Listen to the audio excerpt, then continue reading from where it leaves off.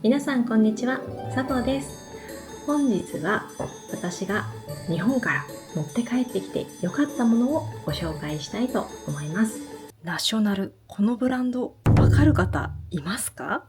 今ですね、ちょうど年末年始ということで日本に一時帰国されている方も多いと思いますので、一時帰国からまた駐在先や移住先に戻るに持って帰るものの参考になればいいなと思って今回のこの動画を撮ることにしました。こ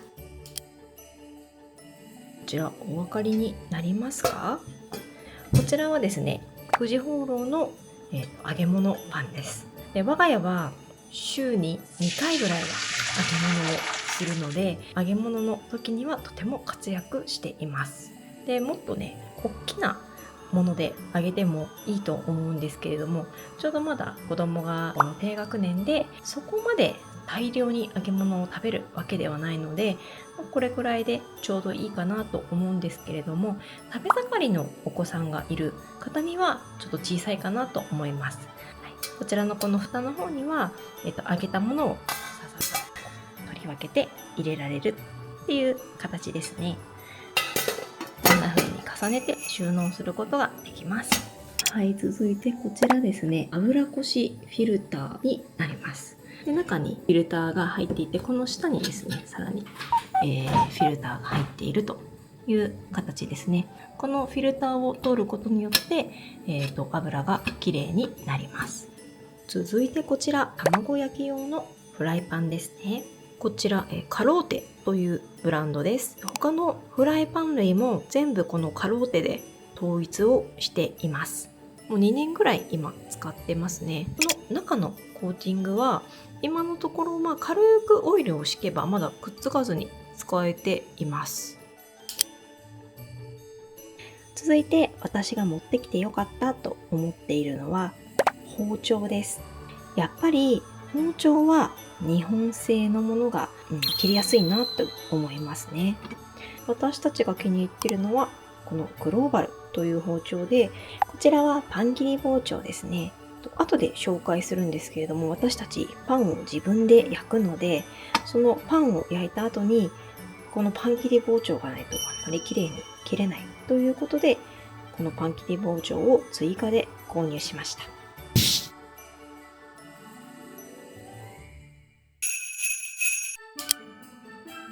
はい、こちら何だと思いますか？パナソニックビストロのパン焼き機械です。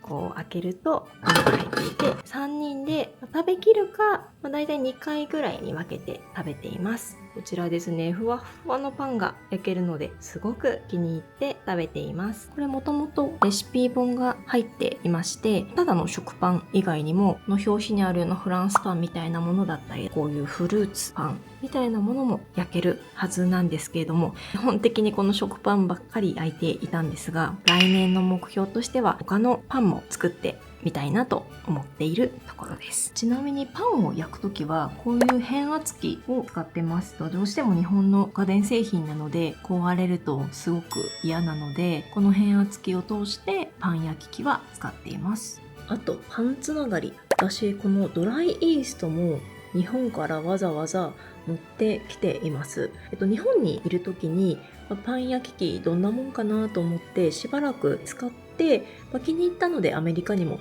持ってきているんですが、日本で使っていた時は失敗したことがなかったんですが、アメリカに来て絶対膨らまなかったんですよ。本当にいろんなことを試したんですが全然膨らまなくって、もしかしたらイースト菌のせいかもしれないっていうことで、こちらの日本製のイースト菌をできたところふわふわに焼けて大成功したんですね。もしパン焼き器を持ってこようと思っていらっしゃる方がいれば、最初は日本製のドライイーストも持ってくることをお勧めいたします。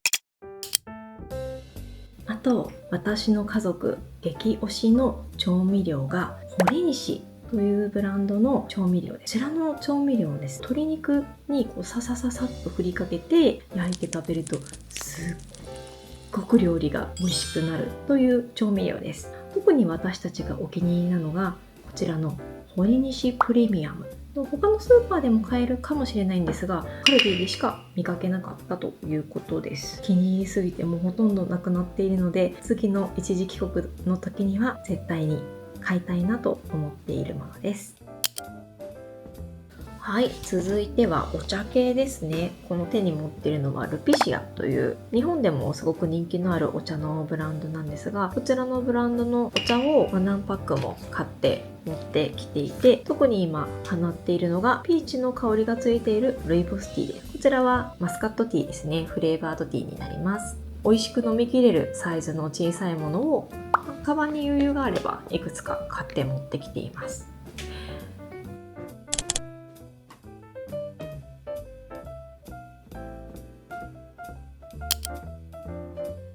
こちら持ってなくても料理はできるっていうものなんですが、ここをこうやって引っ張るとこのね刃が回転して一瞬で切ることができるよっていう代物です。私はこれ本当に持っててよかったなと思ってます。自分でみじん切りでも何でも苦なくできるよっていう方だったらいいんですが、あんまり私玉ねぎのみじん切りとか得意じゃないので、時間がないっていう時にこういう便利グッズはあると本